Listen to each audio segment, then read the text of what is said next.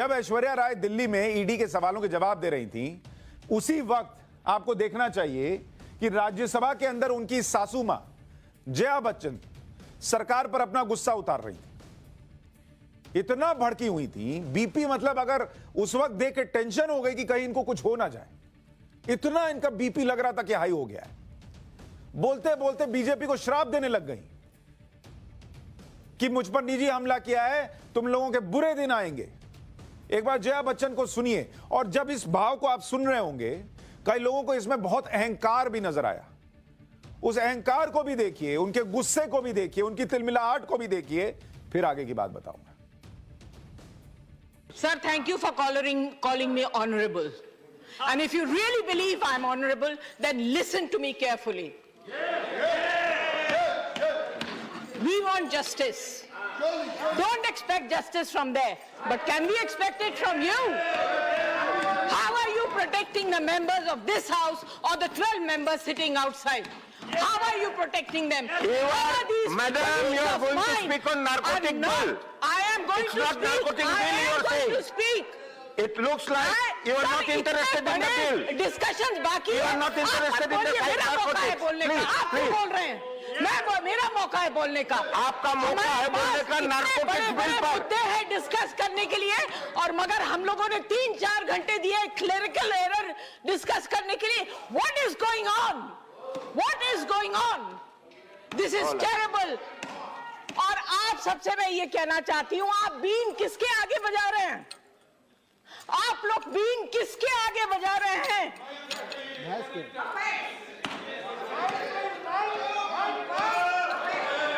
देखिए, आपके बुरे दिन बहुत जल्द आने वाले हैं। Honorable member, you are honorable member. Please आपके address बुरे the दिन chair. बहुत जल्दी आने वाले हैं। अगर आपके अंदर इतनी If you have भी something, please अपने address the colleagues chair. You don't have to reply to him. Sir बात भी ना करने दें। आप एड्रेस कीजिए हम शेयर फिर को। भी ना बैठे आप शेयर को एड्रेस चलाई कीजिए। छोड़ दीजिए हम लोगों का। आप लोग चलाइए। क्या बोल रहे हैं आप मत आप What are you saying? Tell me, what are you saying? Have the courage to stand up and speak and make such nasty remarks. I think you are not What are you interested. saying? I think you are not interested. I'm calling the next sir, ये member. जो बोल गए ये आप रखेंगे? I think ये जो अभी बोल के गए वो आप रखेंगे? आपका जो I बोला expect you to take action on the comment that he made about me and my career. Please. that will be You want to be this fair? is- You're sitting on the chair. You don't belong to any party, sir. You do justice, or you tell the whole house and आप the entire विषय पर country बोलिए। that you don't आप believe in विषय पर justice. बोलिए। He made a personal आप remark विषय on पर me. बोलिए, आप विषय पर नहीं बोल रहे हैं। He made a आप personal विषय remark on पर me. एक शब्द भी नहीं बोल रहे हैं। How dare he do it? You have to protect If you the have to house. fight, if you have intention to fight, this is not the forum. I am very sorry. I am very sorry. I am calling the next speaker. बाप रे बाप, जया बच्चन को देख लीजिए तो आपको पता नहीं चलेगा कि राज्यसभा की कार्रवाई देख रहे हैं कि सड़क पे लड़ाई देख रहे हैं। उनको खड़ा के मौका दिया गया था कि खड़े होइए और आप बोलिए नारकोटिक्स बिल पर, और बोलना शुरू कर दी जो निलंबित हुए हैं सांसद उस पर।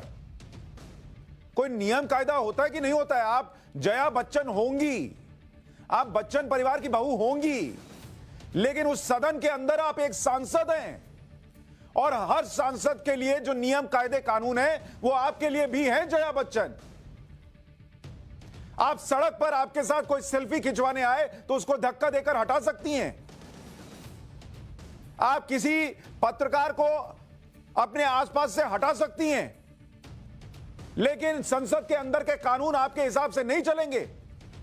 और चेयर से बात करने का लहजा देखिए, ऐसा लग रहा है जैसे घर में किसी कर्मचारी की क्लास लगा रही हूं।